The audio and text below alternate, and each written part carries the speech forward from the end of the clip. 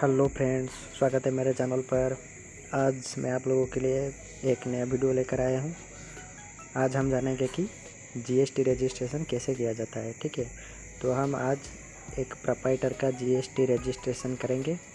उसका वीडियो आपको यहां पर लाइव दिखाने वाले हैं। तो चलिए दोस्तों, वीडियो को फटाफट से स्टार्ट करते हैं। स्टार्ट करने से पहले अगर आप चैनल पर नए हैं तो लाइक और सब्सक्राइब ज़रूर कीजिए और बेल आइकन को भी दबाइए, क्योंकि नए वीडियो का नोटिफिकेशन आपको मिलता रहे। तो चलिए दोस्तों, वीडियो को फटाफट स्टार्ट करते हैं। ठीक है, तो चलिए जीएसटी का पोर्टल हम ऑन करते हैं। ये देखिए, जीएसटी का पोर्टल हमने ऑलरेडी ओपन करके रखा है। तो चलिए थोड़ा सा नीचे स्क्रॉल करते हैं और यहाँ पर देखिए टैक्स पेयर नॉर्मल, टीडीएस और टीसीएस, और नीचे है टीडीएस प्रैक्टिशनर। तो हम ये टैक्स पेयर ऊपर वाला जो टैक्स पेयर है उसे हम क्लिक करते हैं और क्लिक करने के बाद ये देखिए कुछ इस प्रकार इंटरफेस दिखाई देगा। यहाँ पर है न्यू रजिस्ट्रेशन और टेम्पररी रेफरेंस नंबर, यानी कि TRN नंबर। तो हम पहले न्यू रजिस्ट्रेशन करेंगे और उसके बाद TRN नंबर इशू होने के बाद हम यहाँ पर एंटर करेंगे और उसके बाद एप्लीकेशन को सबमिट करेंगे। ठीक है, तो चलिए दोस्तों, हम न्यू रजिस्ट्रेशन पर क्लिक करते हैं और यहाँ पर देखिए IMA, tax payer, tax deductor, tax collector, आपका जो कोई भी है आप उसे सिलेक्ट कर सकते हैं, कोई दिक्कत नहीं। यहाँ पर है यूनाइटेड नेशन बॉडी और अदर नोटिफाइड पर्सन, आपका जो कोई भी है आप यहाँ पर क्लिक करेंगे। तो हम क्या करते हैं, हम टैक्स पेयर को चूज करेंगे क्योंकि हम आपको डेमो दिखाने वाले हैं। ठीक है, तो टैक्स पेयर पर क्लिक करते हैं और यहाँ पर स्टेट पूछेगा, डिस्ट्रिक्ट पूछेगा। तो स्टेट आपका जो कोई भी स्टेट होगा आप उसे सिलेक्ट कर सकते हैं, कोई दिक्कत नहीं। तो हम एक सिलेक्ट करते हैं स्टेट को, यहाँ पर देखिए उड़ीसा सिलेक्ट करते हैं और उसके बाद डिस्ट्रिक्ट को भी सिलेक्ट करते हैं, जैसे कि खोर्धा हो गया, झारसुगुड़ा हो गया, जाजपुर हो गया। तो उसके बाद लीगल नेम ऑफ बिजनेस, यानी कि प्रोप्राइटर का पान पर जो नेम होगा उसको हम यहाँ पर एंटर करेंगे। ठीक है, तो चलिए नाम को एंटर करते हैं और उसके बाद यहाँ पर पूछ रहा है परमानेंट अकाउंट नंबर, यानी कि पान नंबर। तो पान नंबर हम यहाँ पर एंटर करेंगे और पान नंबर एंटर करने के बाद हम कॉन्टैक्ट डिटेल देंगे, जैसे कि मेल आईडी और मोबाइल नंबर। तो मेल आईडी को भी एंटर करते हैं, ये देखिए हो रहा है।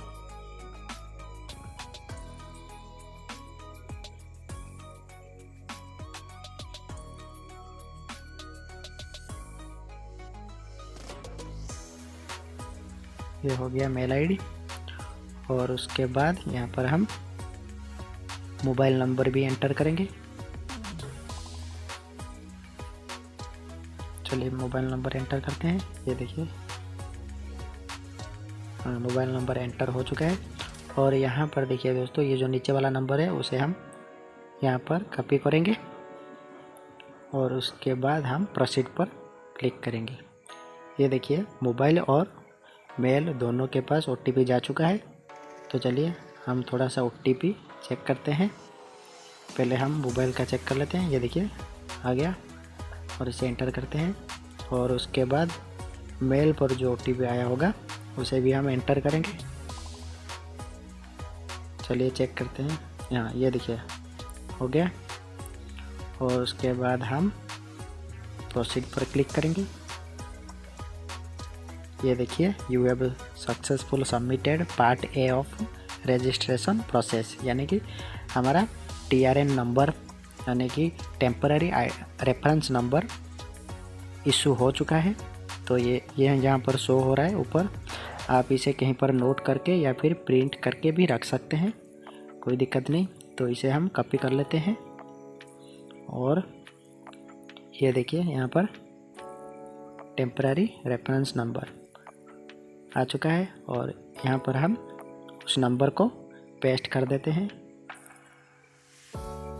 ये देखिए पेस्ट हो चुका है। और ये नीचे वाले नंबर को हम कॉपी करके प्रोसीड पर क्लिक करेंगे।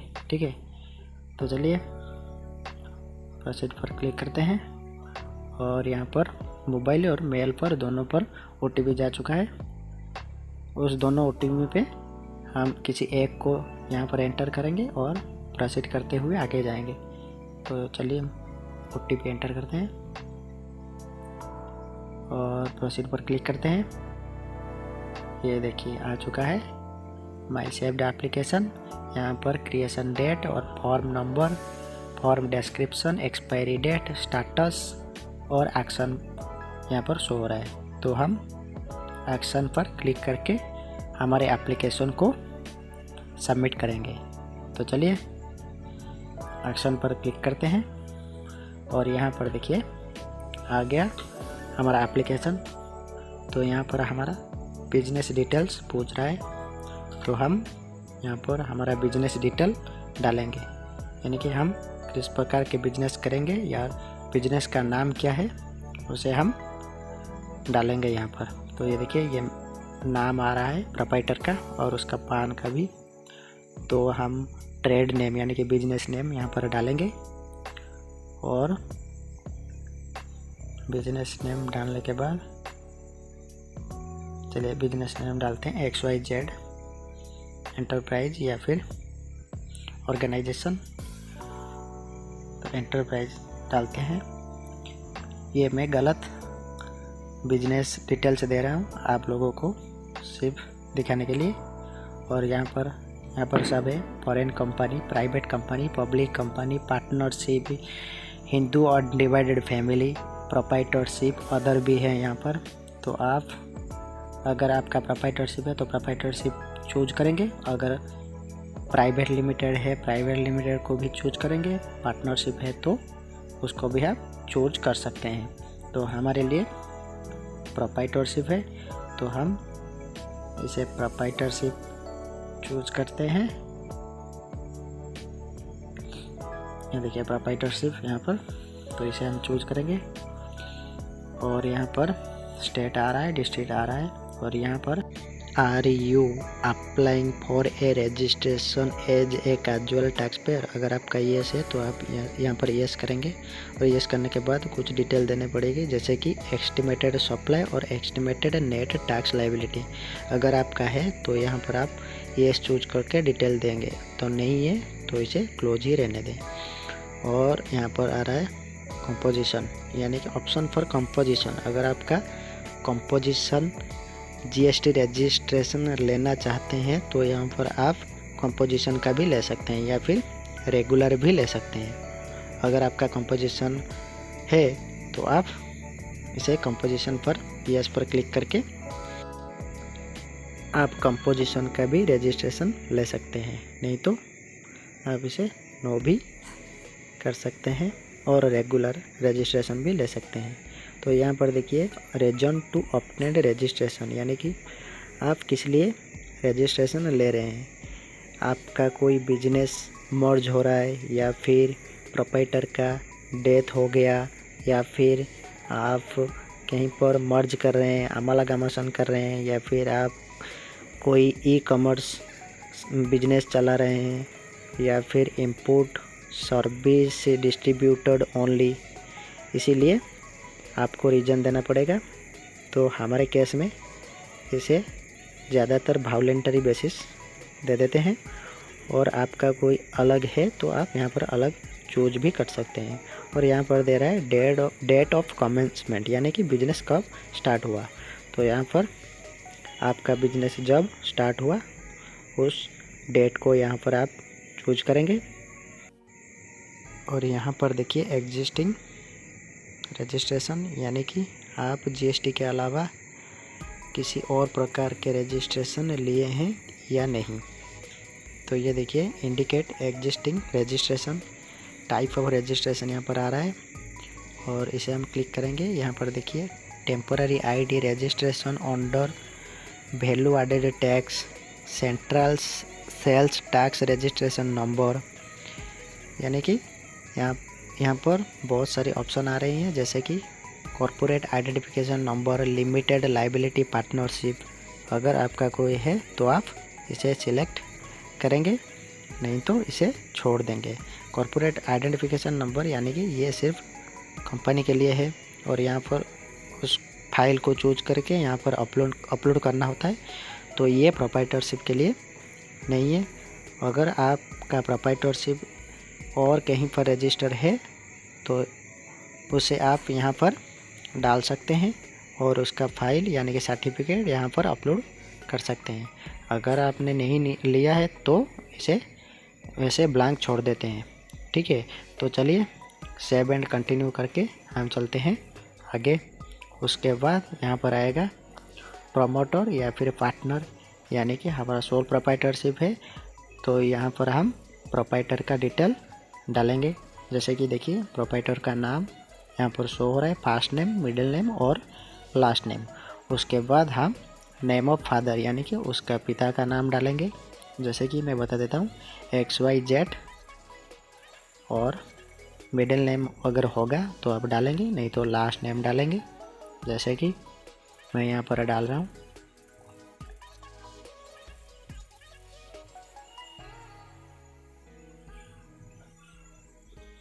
फिर ओके। यहाँ पर ये देखिए लास्ट नेम हम डालते हैं, जैसे कि कपाड़िया हो गया। और प्रोप्राइटर का डेट ऑफ बर्थ यहाँ पर हम डालेंगे।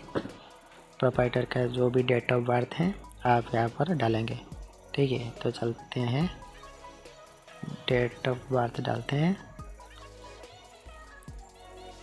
ये हो गया डेट ऑफ बर्थ। और उसके बाद यहाँ पर हमको मोबाइल नंबर पूछ रहा है, तो मोबाइल नंबर भी डालते हैं। मोबाइल नंबर डालने के बाद हम यहाँ पर मेल आईडी को भी डालेंगे।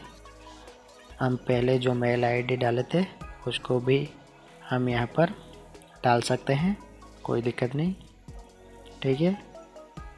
ये देखिए हो गया। और उसके बाद जेंडर पूछ रहा है, यानी कि मेल फीमेल आप डाल देंगे। उसके बाद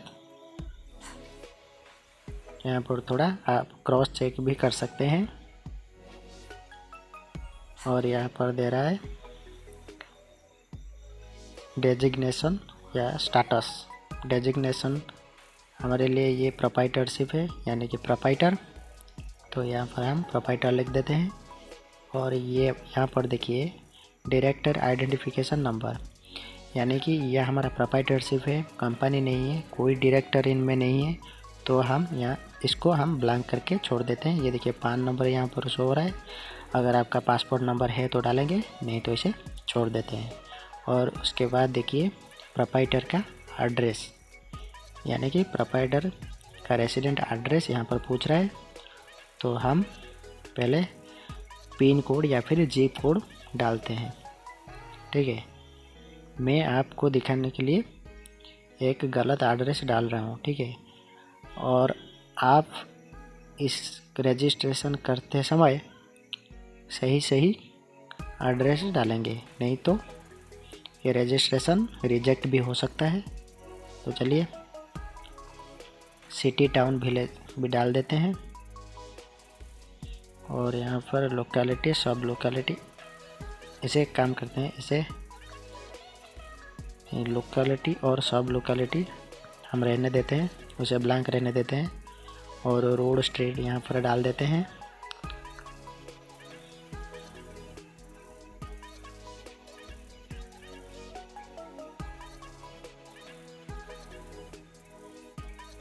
ये देखिए रोड स्ट्रीट डाल देते हैं।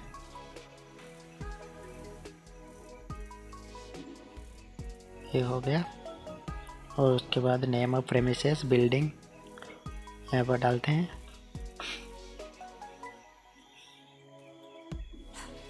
ये देखिए नीचे आ रहा है, इसे सिलेक्ट कर देते हैं।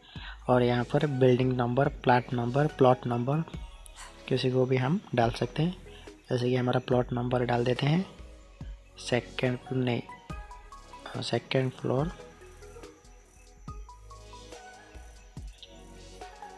नहीं सेकंड फ्लोर रहने देते हैं, हम सिर्फ प्लॉट नंबर डाल देते हैं।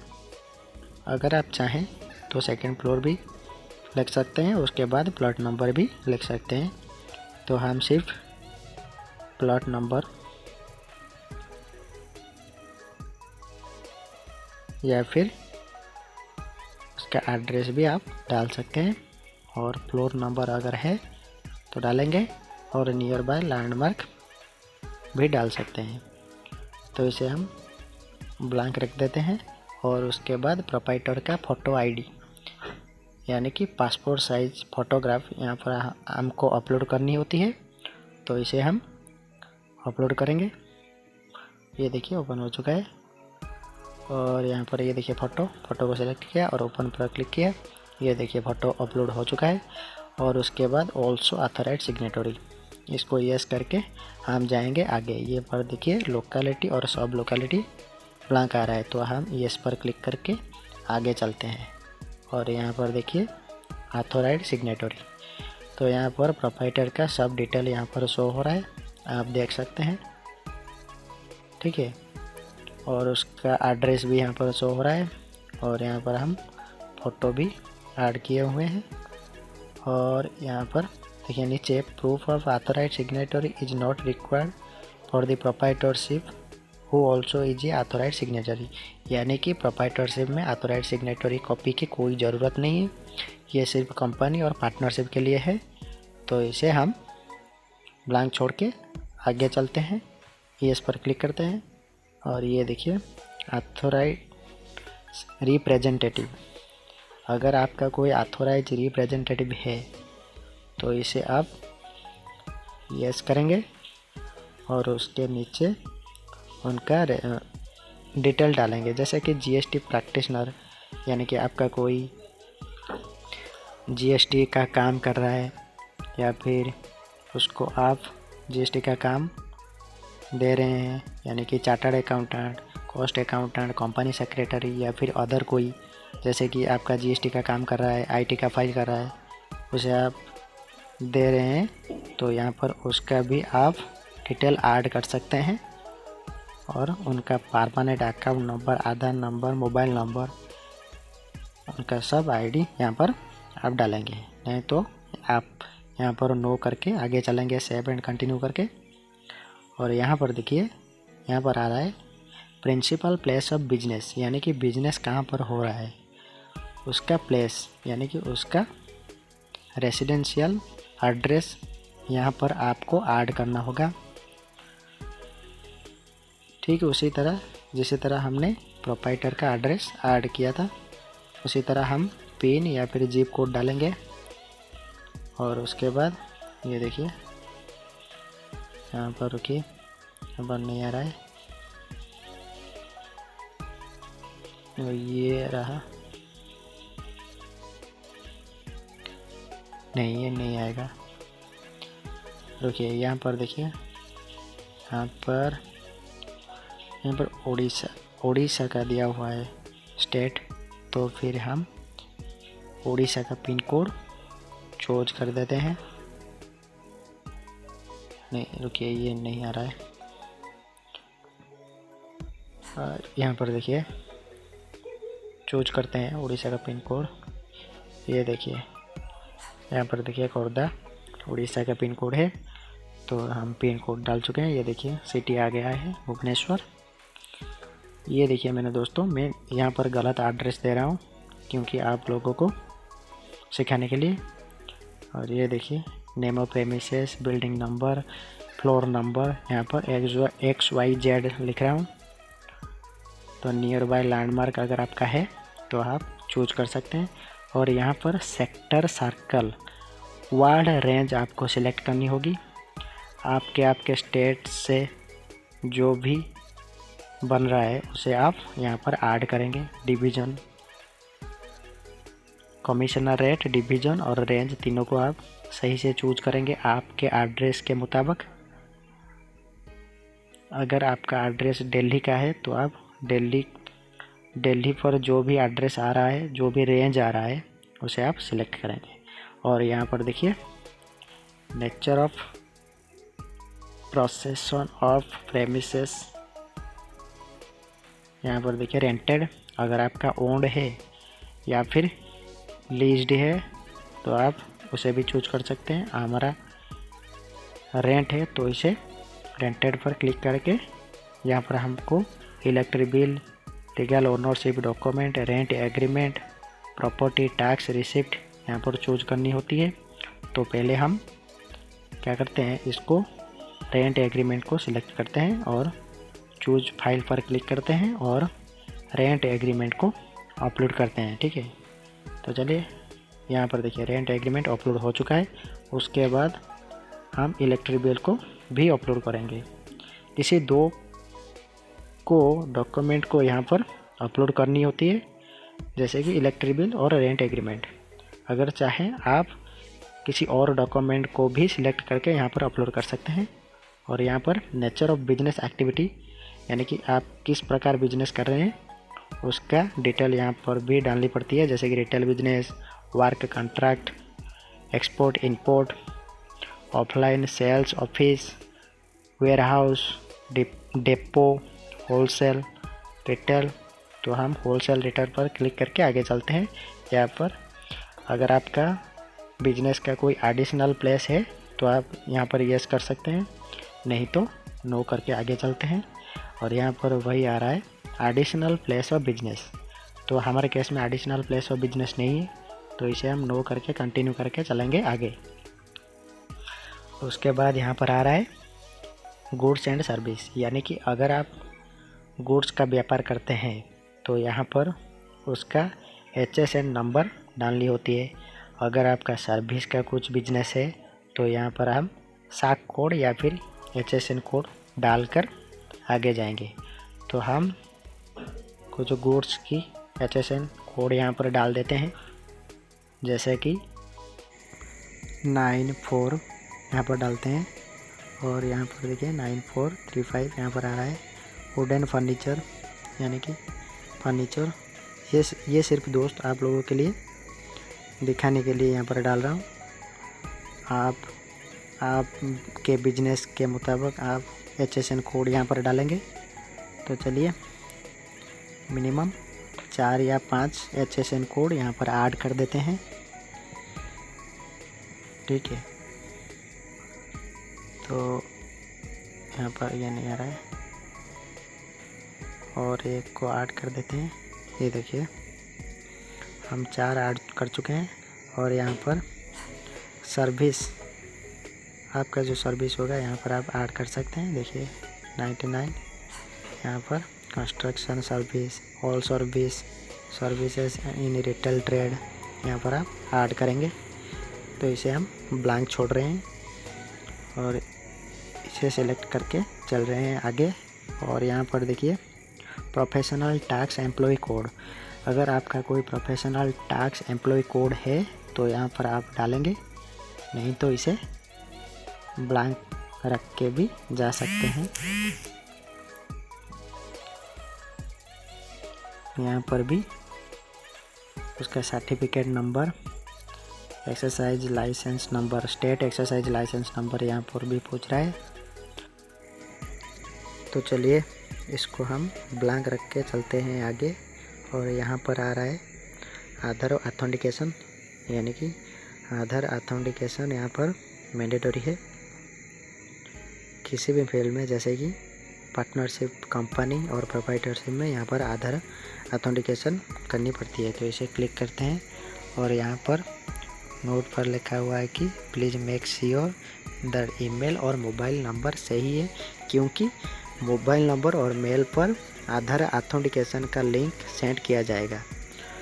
तो आप मोबाइल नंबर और मेल आईडी दोनों को सही डालेंगे तो उसमें आधार ऑथेंटिकेशन का लिंक वहां पर भेज दिया जाएगा। उसके बाद आप वहां पर आधार ऑथेंटिकेशन करेंगे और इसे हम ओके पर क्लिक करते हैं। देखिए यहाँ पर कुछ गलत है। देखिए यहाँ पर लिख रहा है please select primary authorised signatory on the authorised signatory tab. तो हम ऑथोराइज्ड सिग्नेचरी टैब पर चलते हैं।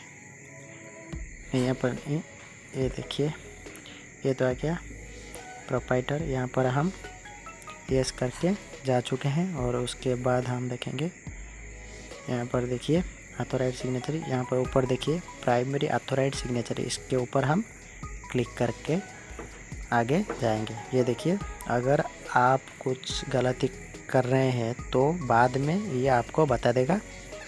और ये देखिए हमारा हो गया, सारा का सारा डिटेल डाल चुके हैं। और उसके बाद आधार ऑथेंटिकेशन टैब पर चलते हैं और यहाँ पर हम सेव एंड कंटिन्यू पर क्लिक करके यहाँ पर ओके प्रेस करते हैं। ये देखिए हो गया। और यहाँ पर हम टिक लगाते हैं और प्रोप्राइटर का नाम सिलेक्ट करते हैं और उसका प्लेस, यानी कि प्रोप्राइटर कौन से प्लेस से बिलोंग करता है उसका प्लेस यहाँ पर आप डालेंगे।